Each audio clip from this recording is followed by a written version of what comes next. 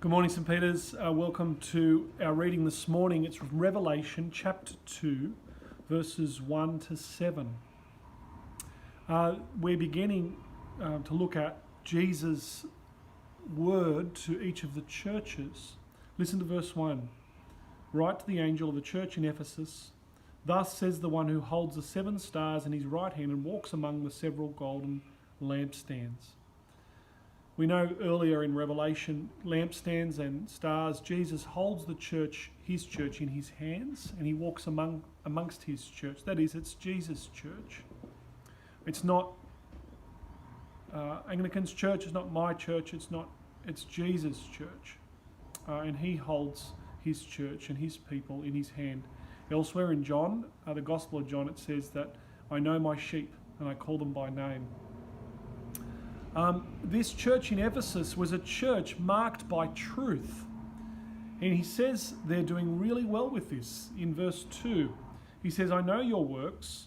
I know you cannot tolerate evil people. You have tested themselves who call themselves apostles and are not, and found them to be liars. It's important that the church of Jesus is founded on the truth of the gospel and on what Jesus has done. But where they're not marked by, this church in Ephesus, he says they're not marked by something really, really vital and important. It's love. Listen to this. I know you have persevered and endured hardships for the sake of my name, but I have this against you. You have abandoned the love you had at first.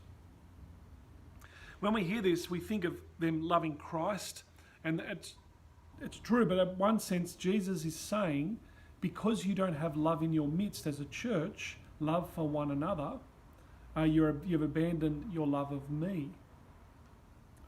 This is an important mark of the church, to be marked by truth, but to be marked also by love. And the love comes from the great love and sacrifice that all of us know through the Lord Jesus Christ.